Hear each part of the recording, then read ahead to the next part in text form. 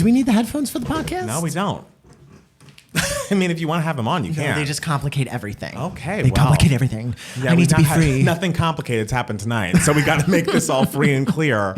Jesus. This is going to be our most serious podcast. And it's did we expect the podcast, the Oscars breakdown podcast, to be the one that's the most serious? Yeah, I kind of did. You didn't see this coming. I mean, you know what? This was such a crazy award season that, you know what? Why not just have it end like this? All right. I mean, should we just call this the Will Smith discussion hour? Because really that's what it's going to be. I want to talk about the rest of the Oscars I know too. you keep saying that, but it's just the world has changed this evening. Yeah. And a very public display that was really off-putting and not fun. And this coming from a person who likes Real Housewives. Yeah.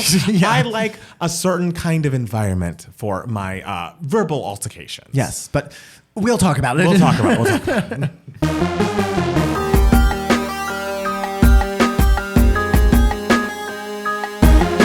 Hey everybody, welcome back to another Two Gay Matts podcast. It's Matt Steele. It's Matt Palmer. And guys, we are so sorry that we are a little flustered tonight, but it was a very dramatic night, not just because the Oscars happened, but because the Oscars were so fucking insane. They were truly the craziest thing I've ever seen. And they were truly not what those producers had in mind for a nice, fun, interesting ceremony. I love that they were like, we're going to make headlines for just being wonderful and for being short on, people are going to love the new format of awarding those awards beforehand and cutting them in. And it's none of us are talking about any of that, actually. Nope. Thank you. Nope. But no. But Matt Palmer. Yes. I guess, how was your week? I can't remember. What did I even do this weekend before that moment happened? We had an Oscar party. Jackson hosts an Oscar party every year. And so we lived together, of course. And so I co-hosted an Oscar party. And so we did a lot of prep work for that. Yeah, you were a very good host. He was the one that was calling everyone had to fill out their ballot of what they thought would win, what they wanted to win. And Matt Palmer was Price Waterhouse, whatever.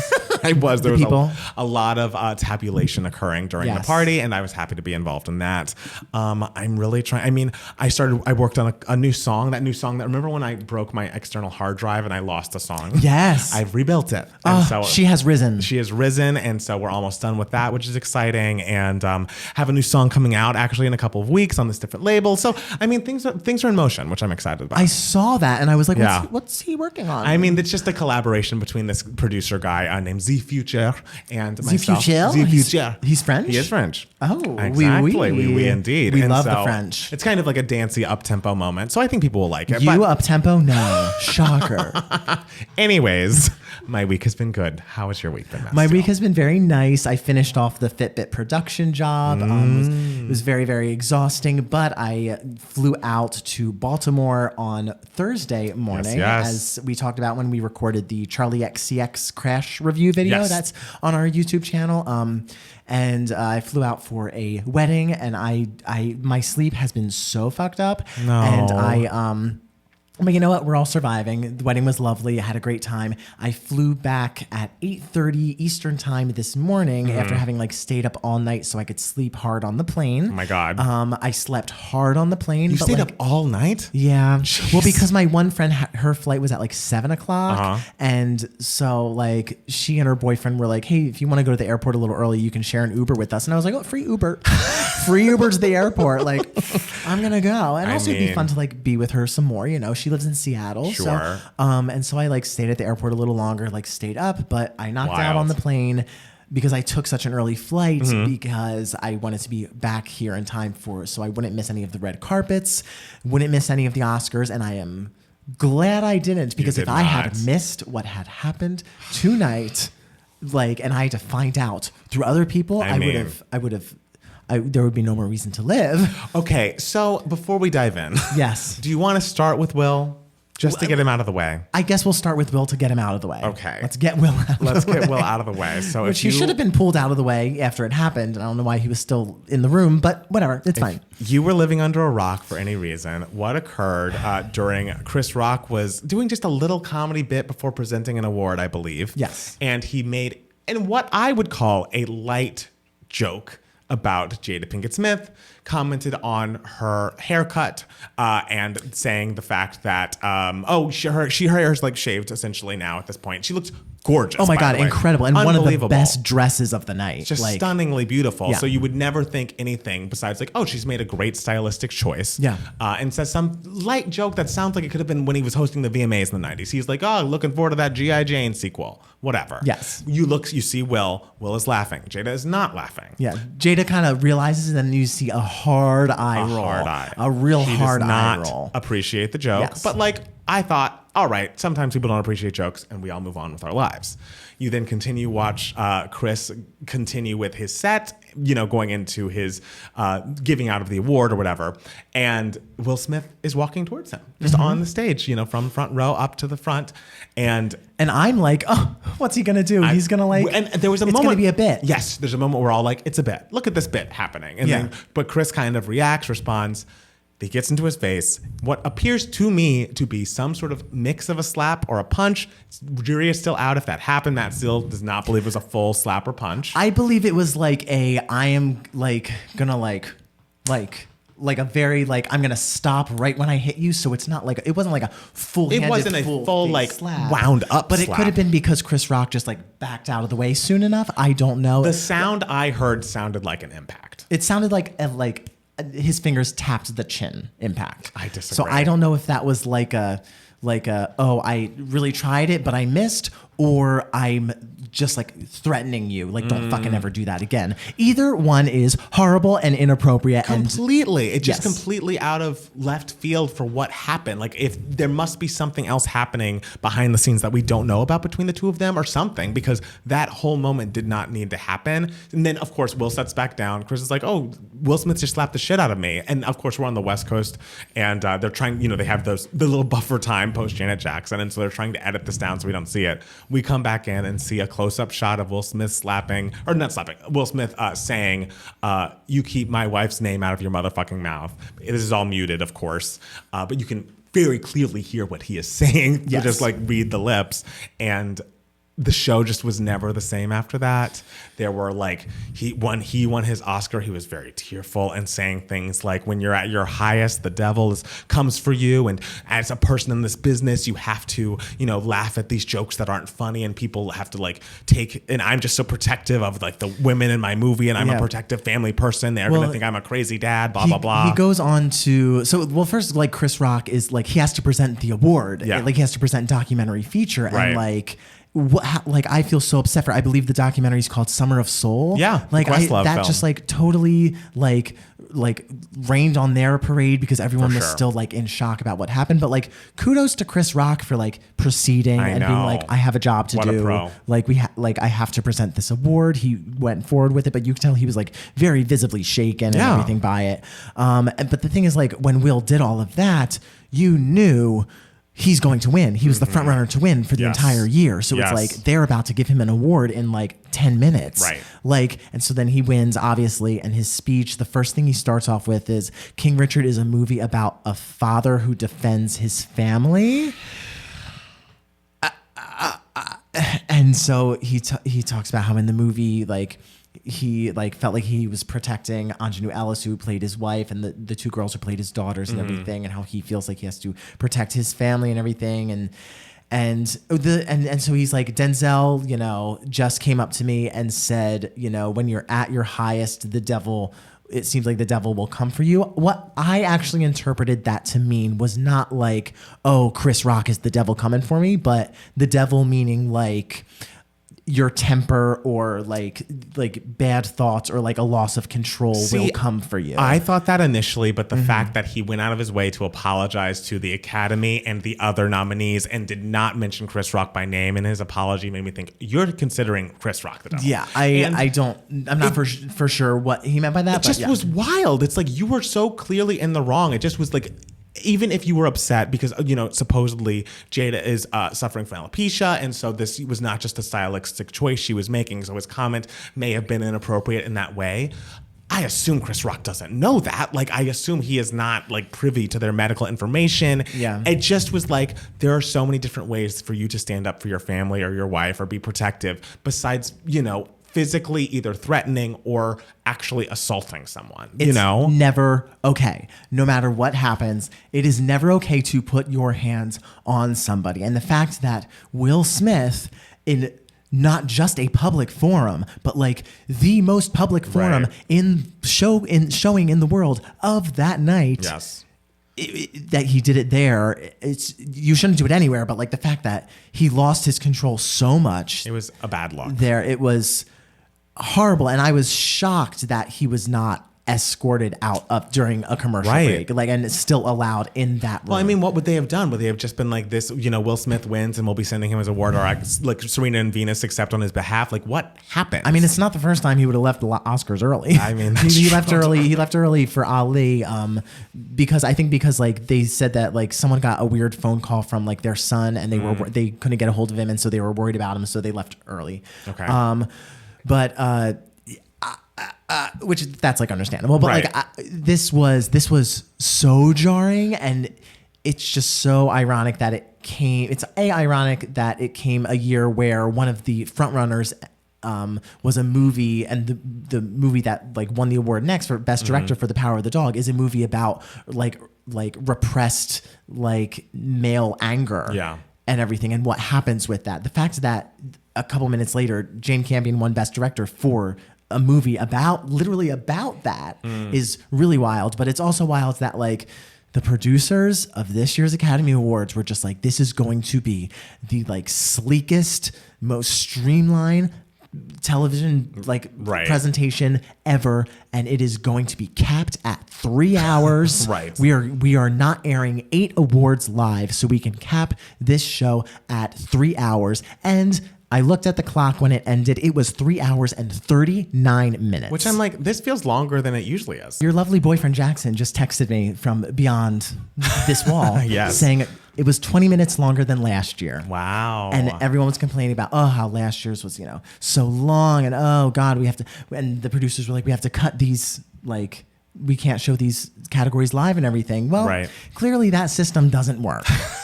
Clearly, like, that. How do you feel like they did with like editing those speeches in? I mean, it was awkward. They seemed really shoved in there and like second thoughts, and it was like always very obvious that it wasn't happening live, and I felt like they wanted us to believe they were happening live, and they were so clearly not. Yeah, it's just like there was no like excitement there. Yeah, like it just felt very like weird and like plastic and, like, empty. And everything. But back to Will Smith. Yeah, because we can talk about the rest of the Oscars later. But sorry. Yeah, I don't understand what was he thinking. I listened to his speech, and I'm kind of like I want to give someone who does something extremely wrong like some sort of grace and empathy, but I'm just like, but sir, no, you are a grown man, right? I guess. I can't even say that I understand what he was. I can't say that because I don't understand why. It would be one thing if he had taken accountability for what happened. Yes. And, it's not to say that there's never going to be a physical altercation. Sometimes people push you to the limits, and like, I'm not one for physical violence, but sometimes you can see both sides of it from at least where we are sitting. It never makes it okay just because you can see both why someone is so angry. Sure. But it doesn't make it okay. Right. But this was not one of those times where we got a full story that made sense for him to be that angry. You know what I mean? Like, it's not like we could, because it's like you don't want to vilify the person just because like, oh, well, you touched them, so you are definitely 100% in the wrong. But it's like, wait, but you're not showing us any way that you were not in the wrong. I feel like we're going to hear about this on Red Table Talk very soon. I feel like this is a family that, they're stuff that is kind of internal for a lot of families is external. Where there are books that are being written that, they've written. I feel like we're going to be talking about this for a long time. I feel like the Smiths are going to let us know all about what was happening, where all these emotions came from. But it was it was just like from even just our little party, we couldn't get the like positive, fun, lighthearted energy back into our room. And I feel like the Oscars themselves had the same problem, if not so much worse. Yeah. Like, how do you make it like, this is a night of celebrating movies. Like, we're all here to have fun and award the nominees, and like, who's going to win Best Actress? Like, it just took the wind out of the sails of the show completely. Yeah, I wonder what they're gonna say on the Red Table Talk, it's called. Right. It's just so crazy because Will Smith was doing so well this like award season, like campaign wise. Like he was coming across so well. He was having such an up moment. He wrote a very like telling, like honest book that people that like showed himself as a flawed human being. And people were like, you know, I kind of like this like side of Will and everything. The old Aunt Viv forgave him recently. I know. Like it was like things you never thought were going to happen. Will was doing things really right to like get up to this Oscar point. And this moment was supposed to be the height of his career. Like he is winning an Oscar. I just feel bad for so many people involved. I feel bad for the King Richard team, like Venus and Serena and Ingenue and the other producers. And I feel bad for Will's PR people. I feel horrible for Chris Rock. Like that must be horrifying to be on live TV and have someone like come at you and like assault you on stage in front of everyone and then have to like present an award after. I feel bad for the producers of the Oscars because it was probably chaos. It's just backstage. It's just one of those things. Like at least for me, I thought of Janet Jackson and the Super Bowl incident. And it's like all of that was so out of proportion to what happened, but I'm sure all of that is happening behind the scenes now, and this is kind of in proportion to what happened. You know what I mean? Yeah. Like it's like there's just going to be so many heads that are going to roll because of this event. I mean, this is I think this is the biggest thing to ever have happened at the Oscars. Like this is bigger than the La La Land Moonlight moment. This is bigger than Marlon Brando not accepting the award and hiring a white actress to play a Native American in protest of how Hollywood was treating Native Americans. Oh wow, I didn't know that happened. Wild. It was more crazy than like the streaker that ran across the stage naked the one year. Wow. Like this was insane. I don't. What do you think's gonna happen to Will Smith? Like I don't know. I think we're just gonna be talking about this for weeks and weeks, if not months. And I mean, I can't imagine a world in which his career is not a little affected, at least in these big budget film kind of ways. Like he has his Instagram, he has, his personal following that I don't think is going anywhere. He has Bel Air, he has, content that he produces, but I feel like for him and like a leading man, like, oh, he's someone you want to bring into your home. He's like everybody's best friend. Like that kind of veneer is a little shattered. He will never be nominated for an Academy Award again. He will never be at the Academy Awards again. Wow. Like I guarantee, I'm positive. I mean, the good thing is, like, for the most part, I don't know what tomorrow morning will bring, but for the most part, I'm seeing most people being like, yes, he was in the wrong. But I guarantee you that come a couple hours, the people who don't watch the Oscars will be like, I stand with Will. He was defending his family. I mean, and Chris Rock was out of line and all that kind of stuff. And I just didn't even feel like that was the like hardest joke thrown at him all night. Like, I feel like Regina Hall made some reference to he and Jada's open marriage that was more personal and more pointed than what Chris Rock said. So unless there's more to the story that we're going to learn about, and maybe they'll say there is, but unless there's more there, I don't see how he comes out looking good. Yeah. Well, I also wonder, like, if there are like a big group of people who are like defending him, being like, you know what, this is what a man has to do. He has to stand up for his family and sometimes with physical action if need be, which is stupid. But I wonder how those people feel about like the Schmeeb Schmeshmel incident. The people who are just like, why can't people take a joke? I wonder how. The thing is, I'm sure those people are the same. Like that Venn diagram is an overlap of the people that are okay with Dave Chappelle and not okay with, and okay with what Will Smith did. And it's like, but they're on the two different sides of the coin here. Which is it? I'm exhausted. The thing is, it happened mere hours ago, and I'm already exhausted of the story. God. I feel like the beginning of the Oscar ceremony was 5,000 years ago. I have aged so much. It's like, it could also be because I've gotten no sleep. It's like, remember how Beyonce opened the show and was incredible? I don't remember anything about it. Remember how Jessica Chastain won, and that was supposed to be a big surprise. It was wonderful. Her speech was great. Coda won, and it just was like, yes, this is. I would have a reaction to this if it were not for this event taking up all of my brain space. Well, we can talk about the rest of the Oscars. All right. Lord knows we don't have any news. Well, I mean, like what else happened at the Oscars? They opened with Beyonce. Iconic. What a beautiful performance. Be Alive. I like. What? The thing is, like, I feel like this was all negotiated that she would do it within the week, right? It did seem very quick. Or maybe that was just a facade because, like, it's like you put that together in like a mere like 12 hours, I girl. know. Like I'm sure it was longer than that, but like it seems like it was still like it was like a week away from the Oscars, and it was still a question if she would perform. Yes. So like when did we start rehearsals for that? Because that was a beautiful performance. And I don't know. The fact that she's just like employing so many people, like so many talented people to showcase their talents, like she is perfect. Anyway, like she just is. I'm so sorry. It's true. How did you feel Amy Schumer and Wanda Sykes and Regina Hall did? I thought they were excellent. They were excellent. I loved every moment that they were on screen. I wanted more of them, which is like not my usual way of feeling about hosts at these shows. But whenever they weren't there, I missed them. Yes. And especially after the Will Smith of it all, I was like, I need them to come back and make this all right. And Amy Schumer came back. And she didn't make it all right, but like the joke was like the first real laugh, or like the first great. real expulsion of air I even had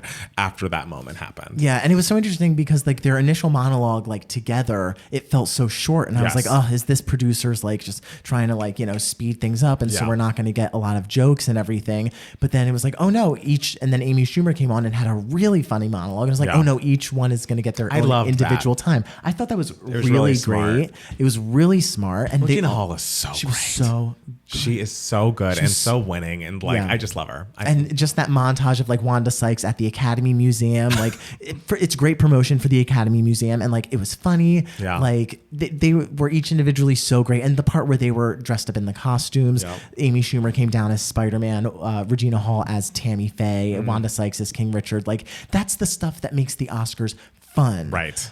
How did you feel overall? Because I have thoughts about how they were like, how the Oscars were presented to, I feel like, excite a broader demographic. Like I felt like, I guess I'm not going to let you answer because I'm just going to go right into it. Okay. I felt like some parts felt like the theme for this year is we love movies.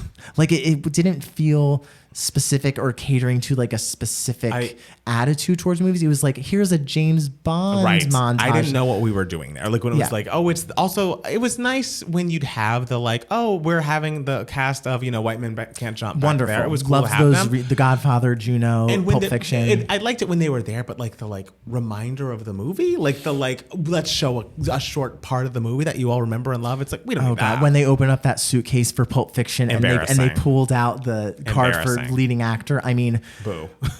That was just, they were probably back there being like, oh shit. I know. Like, how are we going to sell that? This is going to be so awkward. How are we going to sell this?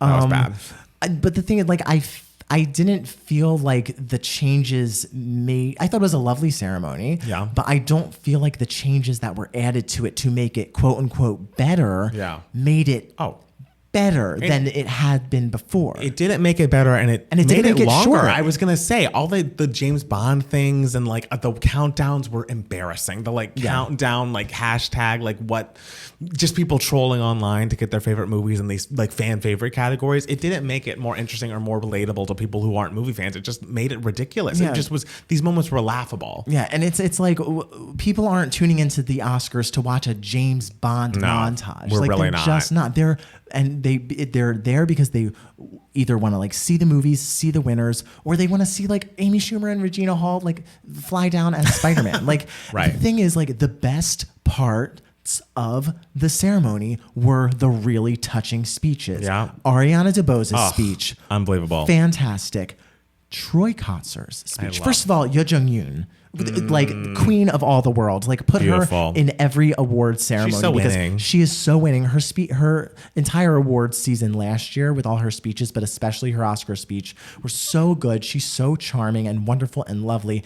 And I was so excited to see her again on the big stage, and just her presentation of the award was so darling. How she was like, oh, like everyone made fun of me last year for like the pronunciation of my name. So like, I'm so sorry. Like I have to like, I'm going to like mess up all of your names. Right. And then her opening the envelope, and like she learned the sign for Troy's name, and she used that before announcing his name. Beautiful. And then standing next, and then taking his Oscar so his hands were free and everything, and standing next to him, just looking at him so adoringly and so proud, like was just so lovely. And his speech was it your favorite of the night? he had the best speech of the night. Like, and it was a night full of very good speeches. Yeah. But like his speech was about his father, who was also deaf and who was paralyzed in a car accident and couldn't use his hands. Like, just absolutely wonderful. So thrilled for him. So thrilled for Jessica Chastain. She worked her ass off to get that movie made, and that performance is excellent. And I mean, it shouldn't be a surprise. I'm so surprised she was not the front runner all season long because it's like that role has Oscar written all over it. Even from that little clip, I was like, oh shit. You're like, oh fuck. Oh, She's doing when I tell you here. that's not even her best scene. Wow. Like she's like, the whole movie is just like stuff like that. And but not just like big moments, but also like great nuanced moments. She goes big, she goes small. It's a physical transformation. She's funny. She cries. She cries. She sings. Like she sings. Like it's a beloved historical person. Like, right. So of course she like won in the end. Like it's so crazy that she wasn't considered the front runner all year long. I was very excited for Jane Campion's win because The Power of the Dog did not get as many wins as people thought it would, especially with 12 nominations. I wonder if it beats The Color Purple's record for like most losses. But Color Purple had the most losses without a single win, but Power of the Dog won. But the last time a movie only won Best Director and nothing else was 1967's The Graduate, directed by Mike Nichols. So that's like an interesting fact. But I'm so happy that she won because, I mean, you look at The Power of the Dog and it is just so masterfully put together and it's just like, fuck, that is fucking craft. Like, regardless of whether you think it's boring or whatever, you watch how it's put together and you're just like, damn, girl. Like, it is impressive. So I'm happy she finally has a directing Oscar. I will say when she got on stage and was saying something, I don't know, I was nervous she was going to comment on the Will Smith of it all. And it's like, Jane, not you. Anybody else, the thing not you. When she pulled out that piece of paper, I was like, yes, prepared speech. Yes, I love that. And it was a lovely speech at that. And it's like, all right, girl. Didn't mess anything up. Fantastic. We are thrilled. Yeah. And then just like the end with Lady Gaga and Liza Minnelli. I want Lady Gaga to take care of me. Honestly. Like, don't you? Honestly, like, she just is. She has a way that's so not like condescending or not. Yeah. She's just like, I'm helping you prop you up and show the people and remind them how amazing you've always been. Yes. And I love her. Like, the thing is, like, obviously we make fun of Gaga, we poke at her a little bit, but the way that she's crazy, just because she's a kook, you know. But that's why she's so good, though. The way that she interacts with these legends who are, you know, later on in life is always so heartwarming and so respectful and so like with such reverence that is doesn't seem put on for someone who seems put on a lot of the time. She seems at her most genuine, like supporting legends like that. And so seeing her up there with Liza was gorgeous. Well, because you know how much performing means to her. Yes. And I guarantee she was a musical theater girl. So I guarantee you she's like, we're not fucking around with Liza. Like we are going to treat her right. You got to treat her right. And Liza was just in such joyful spirits. Yeah. Like it was shocking to, you know, see her like in the chair and it was like, but she seemed like she was having such a lovely time. And so it was like, I love you. I mean, she's Liza. And then when Lady Gaga's like, okay, announce Best Picture. And Liza just goes, okay, Coda. Truly iconic. That. Like that's up there with Elizabeth Taylor at the Golden Globes opening the envelope and being like, Gladiator. Like it's so fantastic. Yeah. And you know, I hope that despite the craziness, that people still had a good time. Judi Dench, it was her first year back at the Oscars in God knows how long. Like she's always like, oh, I'm nominated. Oh, I'm not going. But she was there this year. Good for her. Which is wonderful. And she was probably just like, oof, I'm never going back here again. Right? These Americans are fucking crazy. I'm very happy Belfast won original screenplay. Like I could tell Kenneth Branagh really put his heart into that story and that it was so near and dear to him. Because a lot of people thought Belfast would get completely shut out. So I'm happy that he won that. That's good. I don't know. There were There were wonderful moments, but I do not think that these quote unquote improvements that these producers made to the Academy Awards this year made any improvement on the show. Definitely not. Like whatsoever at all. And I think we just were told by our Twitch people the viewership was just as low as it was last year. Right. So what was the point of all that? What was the point of all that? I hope next year they realize no, put all of the categories in there, and what people want are emotion and speeches, and for God's sake, show the craft. Show why things which they didn't do this year, show why things get nominated for best editing. Show a little bit of the editing process, even if it's 10 seconds for each nominee. Show the costumes, show the original sketches, show the sketches of the production design, what goes into it. That will get people interested, because then they'll know what they're watching. Right. And they'll possibly be interested in watching these movies. Right. I say, I will be a broken record forever. But it's educate the people on what they're watching, and then no matter what, they will be invested in it. Right. And I hate to break it to all you people who are but I haven't seen any of the nominees. It's I saw a really good tweet today that was once upon a time, the Oscars.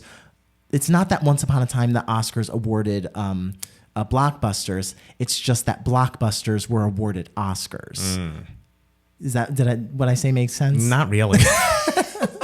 It was more so the people who complain that people aren't watching movies, that people don't know what's nominated for the Oscars now, is because the Oscars suck because they're not nominating the big blockbuster movies I like. But what's really happening is the big blockbuster movies that a lot of people are seeing aren't up to par with what blockbusters were back in the day to warrant those Oscars. Okay.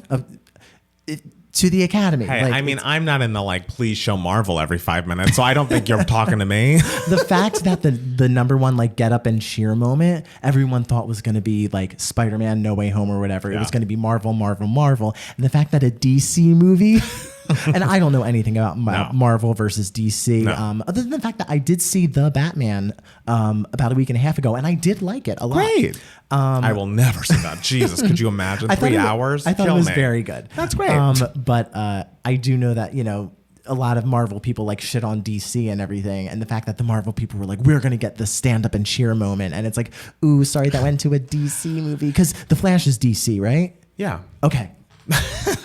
I just didn't want to be talking all that and not know what I'm talking about. I will also say one thing that is annoying about this Will Smith thing. I'm sorry. There's nothing else to talk about. There's nothing else. Let's go. I hate that we're going to still be talking about the Oscars. I was so ready to put this Oscar season behind us. It feels like we've been talking about this year's Oscars for 9 million years, and we are still going to have to talk about it. We're going to be watching that clip of him walking on stage. We're going to be analyzing it, zooming in, making sure, is it a slap? Is it a punch? Is it a push? I don't want to talk about what does it mean about masculinity in America. We're going to get all just of those the power dog. It's I'm sick. I'm sick of all of it. Well, guess what, bitch? Welcome to being a full homosexual, where you think about past Oscar ceremonies until the day you die. I don't foresee that. I am thinking about that 1998 ceremony forever. I don't even know what happened then. Oh, it was great. Great. Titanic? No, that was Shakespeare in Love. Well, the 1998 ceremony was Titanic, but the 1998 year was the year of Shakespeare in Love versus Saving Private Ryan. Whoopi Goldberg was host. She was incredible. I believe that is the longest running Oscars. And it was so much fun. But I won't get into it. But, yes. Welcome to the club, darling. I would out. I do not want to be a part of this club. But hey, even if none of this happened at the Oscars, and they went off without a hitch and everything, the new Oscar season starts tomorrow. So, at least, but we're not talking about what's coming out tomorrow that we need to see, or talk about the Oscar conversation. Everything, Everywhere, All at Once, I believe it's called. I'm about to see that. I heard that's great. Yeah. So, I'm excited to see that. Maybe my Giving Me Moments next week. I can't wait to see. Is there anything else we need to talk about in the News for Idiots section of the podcast? No, because there's been no news except for just all the news. I'm so happy this was a full Oscars podcast. So great. Yeah. This is my dream. This is my nightmare. I just want to say, I can't watch the Judge Brown Jackson hearings, the SCOTUS hearings, because they're so upsetting to me. But the clips I see, I just want to say, Cory Booker, just the most amazing conversation being had on that. For those pictures of her with that lady behind her looking at her so lovingly, the story she tells about the black woman just coming up and saying persevere to her. It's just like the most beautiful moments you've ever seen, back to back with that turtle-faced motherfucker just saying the stupidest shit you've ever heard. Fucking butt-nosed Ted Cruz being like, you think this baby's racist? It's like, what? And just like butting in and not letting her finish. Yes, not letting her finish. Lindsey Graham. Oh my God. It's like, I can't. bitch, if you don't get out of this woman's face, and she's so calm, cool, and collected. There's nothing I love more than that side by side of Brett Kavanaugh and Judge Jackson next to each other. And it's just like, and the fact that you're just like, oh, she's not qualified. It's like, that's the argument? Or like, she's not tough on crime. You're making shit up because she's so fucking qualified. Because she's so good at her job. And just seeing like the first day, I was at work like on set and I was looking at my phone and someone was like, why are you smiling? Who are you texting with? Is it a boy? And I was just like, no, I'm looking at videos of Kentaji's parents in that room, like watching her answer those questions. And that's I was just like, shit. Tear, her daughter, her husband who was like crying the entire time. And he loves her so much. Oh my God. So beautiful. It's so wonderful. And just that Cory Booker moment. And I mean, if I like, you know about my giant, I know. You know about my giant crush I on didn't Cory think we were going to Booker, make right? this about that, but oh yes, my I do God. know. I have the hots for Cory Booker so bad, ladies and gentlemen. I don't know if I've talked about this on the podcast, but he is my 100% number one political crush. Like, oh my God. Zero political crushes. A perfect man. And that just solidified, like, girl, put a ring on it. I'm ready to be first lady whenever you run for president. But yeah, just. Yeah, it's either you or Rosario Dawson. No. Final two. Who can do a better rendition of Out Tonight from Ren? Probably you. I mean, no one can do a better rendition than me. But yeah, I choose to focus on the good things about that hearing. There's a lot of good. There's a lot of good things. But man, oh man, those people. I mean, those people. Well, anyway. All right. Well, I think that's all we have to say right now. So let's take a quick break, and we'll be back with more 2Gay Mats. We took a break, a much needed 1 minute break, was it? It was long, but it was great. We needed to take a breath. It's true. But we are back with Email My Heart. This is the section of the podcast where we answer any questions that you guys might have. You can be a part of Email My Heart if you email us at 2gaymats@gmail.com, 2 spelled TWO. Or if you are watching this on YouTube, you can comment below with a question. Literally no one has ever done it before, but you never know. First time for everything. If someone is the first one, we'll give you a prize, and that prize will be we'll answer it if it's appropriate. I was gonna say it depends on the question. You love being like, well, anything you ask us. It's like not anything. Yeah, sure. So this question comes to us from Durga. Hey, Durga. Durga says, hello again from Canada. Hello again, my dear Mats. I was listening to your, this is about, one of the questions is about the Oscars. But there's another question that's not about the Oscars. Okay. So I was listening to your latest pod ep and thought I'd send you another email. Sorry, Matt Steele. I'm with Matt Palmer on the shortbread debate. Trust me, a shortbread with the perfect ratio of butter and sugar will blow your mind. Hee hee. Nope, it wouldn't. Brian and Blythe were just here and they told me the same thing. Did they talk to you about that? No. They're very pro shortbread. Oh. Mm-hmm. Oh, we're going to have to more talk people about that. on Team Shortbread. Brian and Blythe, I know where you live. So the Oscars are coming up and I'm so excited. I wanted to try to watch all the Oscar noms before the ceremony, so wish me luck. I watched the first 20 minutes of Coda, seems super interesting, and I will continue. And I saw Being the Ricardos and loved it. Nicole Kidman is an absolute icon. Which of the Oscar noms have you seen and thoughts? Oh, and also, I am a huge Swiftie, and that about encompasses my taste in my music, LOL. I was wondering, which artists would you recommend to a Taylor Swift aficionado like myself? Ooh. Both of you and this pod give me moments each week, so thanks for everything you do. XO, Durga, the G is pronounced like garden, not jam, but it's totally fine. Oh, thank P.S. you. I don't know if you'll see this, but in the midst of my 2Gay Mats binge, I was listening to the episode where Matt Steele hurt his back while pretending he won Survivor. And I started hysterically laughing in public. Do y'all remember what episode that was? Because that right there was comedy gold. Kidding, but not really. Love you, Matt Steele. I really don't. I don't either. What I feel like is. whenever people reference, like, oh, remember when you said this, and this on the podcast? It's like, you know what? I never listened to again. The podcast. Like, we do it, we say it, and it's in the world. I remember like saying it. Like, I remember everything I say, but like, don't ask me like which podcast episode? it was. There's no way to know. I don't remember. I think our best podcast still is just the one about the mayor. Still our best podcast ever. I mean, that was a like, good one. That was like a year and a half ago. That was a good one. Iconic. If you find one about the mayor, listen to it now. I mean, it's all true. And we had like no news stories that day, I remember, but it was great. So, I mean, we're a little late to answer this Oscar question, but if you would like to know my top 10, Tick, Tick, Boom, West Side Story, The Green Knight, Mass. What's The Green Knight? I've never heard of that. Green Knight. I've talked about it on the podcast. Oh, you know when you get on some of those, I'm just like, oh yeah, wow. It's with Dev Patel, and it's like King Arthur's nephew, and he goes on this quest, and it's very much like a slow burn fantasy adventure, and like it's just gorgeous from top to bottom. Okay, what's the rest of the list? Whatever. And so 5, Drive My Car, Power of the Dog, Belfast, Cyrano, and The Worst Person in the World. That's my top 10. Did I miss any? I don't think so. All right, that's great. great. If I did, yell at me. I tweeted about it. Yes, you can find the tweet. But what is an artist she should listen to if she likes Taylor Swift? I feel like if you like Taylor Swift, if you like early Taylor Swift, you definitely need to get into Shania Twain. This is, the not first, but like the pop country mold. If you're trying to see what that was like in earlier years, listen to her albums, especially Come On Over and Up. I feel like I am the biggest Up stan out there. I love that fucking album. You are always so talking much. about Up. Up is so good. It's so long. It's so ridiculous. It is so much fun. There's not an album that like will put me in a good mood automatically like Up does. I would reference them.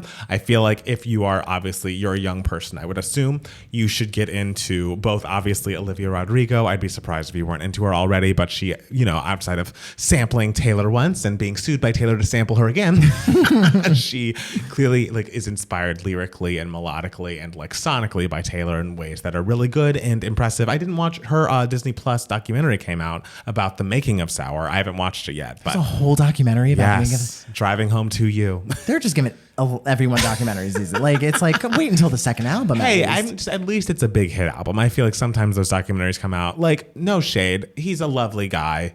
What do we need to talk to Shawn Mendes about? Like you look great. His breakup? I don't know. It was before the breakup. That documentary was before the breakup. Oh, jeez. I know. I would also recommend Conan Gray. He is also a big Taylor Swift fan. He has a young artist who I think works with the same collaborator. Dan, I forget his last name, but Dan something is the producer of Olivia Rodrigo, and he works with Conan Gray closely as well. And he has a similar kind of writing style. He says that Taylor's one of his moms, songwriting-wise. He's a vaguely, possibly queer artist. I don't think he goes with labels or anything, but sometimes he refers to boys in his music. Sometimes he refers to girls. But his album is very, very good. And so I'd say I feel like those are good places to start. Solid. And I feel like Joni Mitchell. Joni Mitchell. Yeah, Joni Mitchell. Joni I feel like Mitchell. Taylor loves Joni. Oh, absolutely. I also forgot my number 8 in my top 10, which is the movie Red Rocket. Okay. That's Simon Rex, VJ. Simon Rex. Oh, should have been nominated. Amazing performance. Sean Baker, great director. Love him. Anyway, another news story we didn't talk about, though, was Olivia Rodrigo's ex-boyfriend who got sick or something. Oh, he had sepsis. Yeah, he had sepsis, but then like blamed it on stress. The thing is, I think that was more of a miscommunication and or like clickbait thing. Because in the article, they're like, oh yeah, it was septic shock, and I was stressed around that time because of Olivia Rodrigo stuff. It just got twisted into like Olivia Rodrigo almost killed Joshua Bassett, and it's like I don't think that's it. Okay, that's an infection. So we won't talk about it then. We hope he gets better. I think he's fine. So next question comes to us from Bruno. Did we talk about Bruno? That's the question. It's Anita, not Anira. I love it. Hi, Mats. It's been a while, but I won't be long today. So what I want to know is, what are your thoughts on Anita? In case you don't know her, she's a Brazilian pop star that right now is at #1 on Spotify's global chart with the song Envolver. And also, she just released Boys Don't Cry for the U.S. market. Great movie, by the way. Boys Don't Cry. Here are some of her songs. Sent a bunch of songs. Now, this is just a suggestion, but I think it would be interesting for you guys to make a video checking her out if you haven't already. I guarantee you, you will get many views, but I have to warn you, Brazilian fans are as crazy as K-pop fans. I like Anita's songs, but I'm not her fan, so I won't be mad if you decide to not. It's not worth your time. Okay, so he's not like a crazy stan. Okay. Like hardcore, but I'm just sending this email to see if you guys are aware of her. I've heard that she was #1 on Spotify, and I feel like she was the first, I think, solo Brazilian artist to be #1 on global Spotify, so that's a huge thing. Mm-hmm. Good for her. But I'm not really familiar with her music. I am not familiar with her music either, but thank you for the links. I will check them out. But I do know one song, and I talked about it on the podcast a bunch of times.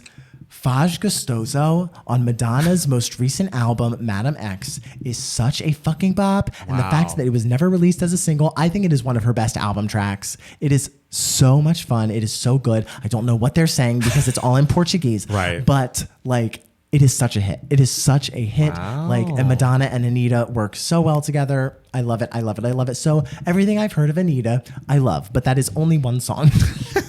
So I'm 100% on the Anita train. Gotta So click some of those far. links. I'll click some of those links, but are they as good as Faz Gostoso? We will find out. We will. Yes. So Matt Steele. Yes. I have a question for you. Yes. What has been giving you moments, darling? So the people will be excited to know I got the chair.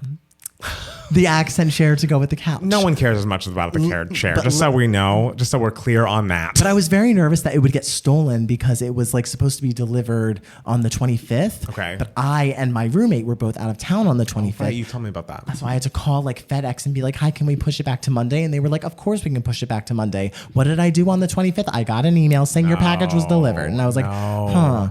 Clearly something didn't get communicated. So I was so afraid it was going to be like stolen from outside of my apartment or something like that. And my roommate came back was coming back the next day. I was like, please let me know immediately if there's not a package right outside of our apartment door. And he was like, will do. Luckily it was there. I have not taken it out of the box yet because I literally got home, got in the shower and rushed up to Matt Palmer and Jackson's to watch the Oscars. The Oscars that nearly killed me. But anyway, so my other giving me moments this week is, so I don't know if I've talked about this before, but like I would call myself an emotional person, like like a healthily emotional person. Okay. But something that I'm always emotional at is a fucking wedding. Oh. Like I'm usually a crier when it comes to happy things as opposed to sad things. Interesting. So like things that touch me or like warm my heart, those things make me cry. So like wedding ceremonies are like the epitome of that, especially a wedding ceremony of one of my best friends, Jen from college. And so I was singing at this wedding and she wanted me to sing the song Come to Me, Bend to Me from the musical Brigadoon. And I realized maybe I'm just not cut out for singing at weddings. Why? Because I cry. Wait, did you cry during the song? A little bit. But okay. I wasn't necessarily specifically crying because of my song. I was crying because my friend Lauren went before me. Lauren from Devo's fame. She played Cindy Shettlebauer. How many of you sang? There was a lot of singing. Wow. Like, okay. It's funny, when my friend Lauren got married, there was a lot of singing and a lot of performing, a lot of group performing. And my one friend, Nicola's boyfriend, Eric, just like goes to Nicola. He had never met any of us before. And he was just like, I've never seen so much performing at a wedding. And it's like, yep, we are all musical theater majors. Wow. Thank you.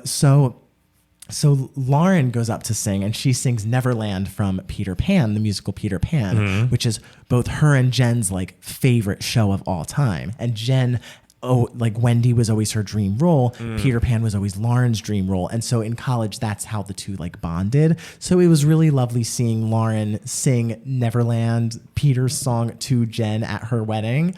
And so Lauren started hysterically crying during Neverland. Gosh. And so when she started crying, I was just like, shit, hold it together. And I was like, I have to sing in about 30 seconds.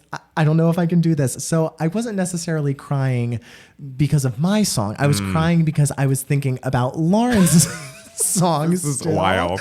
And so it was just like such a wonderful moment because I have no idea how I sounded because I was like emotional, but like no one gave a fuck because it was just weddings are so lovely, especially it was actually a vow renewal. It wasn't because she got married over the pandemic, like in a Zoom ceremony. So it was a vow renewal. So like we've just come back from like 2 years of hell and we were all there and just like, seeing your friends grow up and become happy and find that person that makes them happy. And especially, I have friends that I'm close with in different capacities and everything, but my friends from college, when you study like musical theater, when you are in a musical theater conservatory program, it gets very intense. And I've seen my like BFA, like NYU friends at their worst.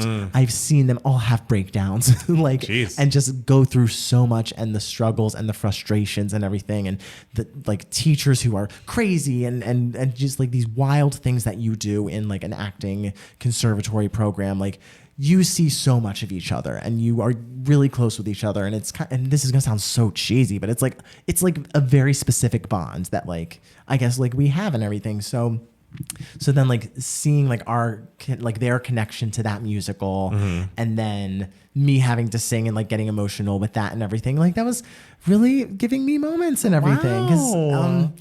Yeah, it was just really, really lovely. Wow. And I always was like so proud of the fact that, because the thing is like you have like vocal tech class where you sing and vocal performance, and everyone always has some sort of like breakdown, like whether it's because they're like feeling some sort of way about the song, or they're frustrated with their own, like they're feeling frustrated with their voice or something like that. But everyone always breaks down in one of those classes, and I never broke down.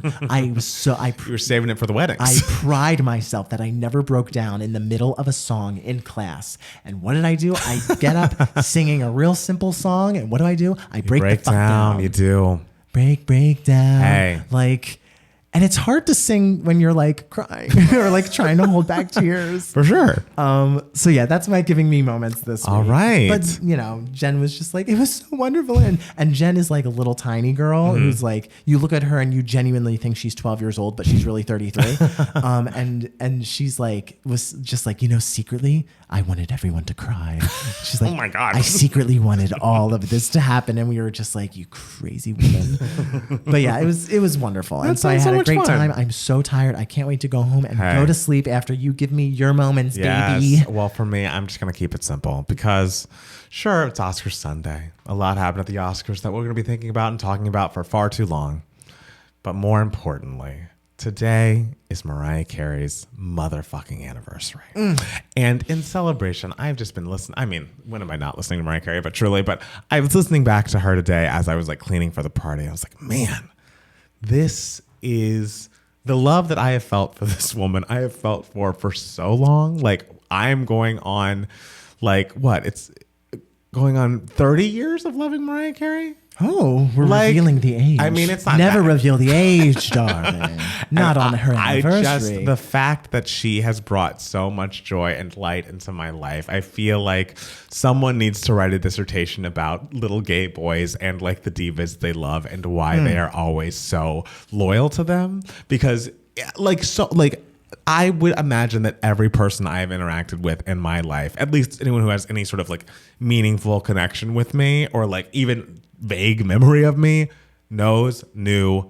will go to their death knowing if there's anything I know about Matt Palmer, he fucking loves Mariah Carey. Yes. And it almost becomes a caricature of itself where you're like, oh yeah, Mariah.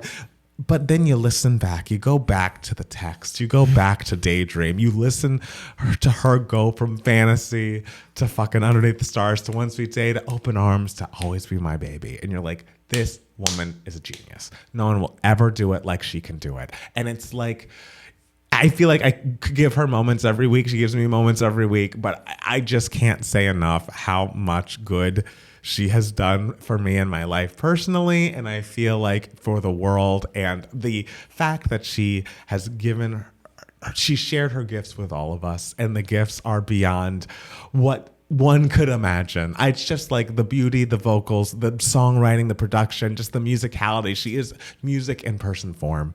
And I just appreciate her. And I feel like we should all be celebrating her today, lifting her up, listening to the new remix with Lotto, hopefully getting her 20th number one. Fuck the Beatles. And I love the woman. I mean, and this is not news to anybody out there, but it's truly genuine lifelong love that I feel for her. Like, my longest relationship, not family. Everyone is listening to this being like, yeah, bitch, we know. I know that. But it's her anniversary. We've got to honor her. Now, I have two questions. Oh, no. Here we go. If you were to, I know she said that fucking nobody was good enough to sing at her wedding. Yes. But if you were to sing at her wedding, yeah, would you cry? I would have rehearsed so much. It would be like a robot was up there. Yeah, I'm not gonna lie. I just rehearsed a little bit. That's the thing. Like, it's not if you were gonna sing for like perform for your like acting icon, you wouldn't be like breaking down during it. You'd be so focused on what you were doing. And she likes polish. See, my friend Jen, she wanted mess. She wanted tears. She wanted chaos. Sweetie, if you were to sing at my wedding, I'd want polish. I want everyone to have rehearsed 4 hours. Now, the second question. Yes. If you were at the Oscars. Yeah. And Mariah was sitting next to you. Yes. And Chris Rock made a joke about Mariah Oh my God. and her, I don't know, her age. Oh my God. The A word. Would you walk up on stage and punch him in the face? No, I would be like, oh, asshole, am I right? Be like, where's his number one? I know, didn't see him. Number one. Is he even relevant anymore? What is it, 98? Got him. But I mean, no, I would say something rude with her, but I'm not an assaulter. I'm a lover, not a fighter. Of course not. We assault with the lips. Words. Exactly. That's my favorite housewives. You use your lips as your weapon. But is there anything else we'd like to tell the people tonight before we head to bed? I can't wait to head to that bed, baby. I am exhausted. What a long Oscar season it was, and it really ended with a big fat exclamation point and explosion. If only it were over. It's never over. The Oscars will haunt you forever. This is the worst. Like, there are things that haunt me to this day. The 2009 Best Leading Actress race the discussions on those message boards will haunt me forever. Well, I want out. You're in this. I don't want to be in this, bitch. Thank you guys so much for listening. We'll be back next week with more Two Gay Mats, the podcast. Bye. Bye.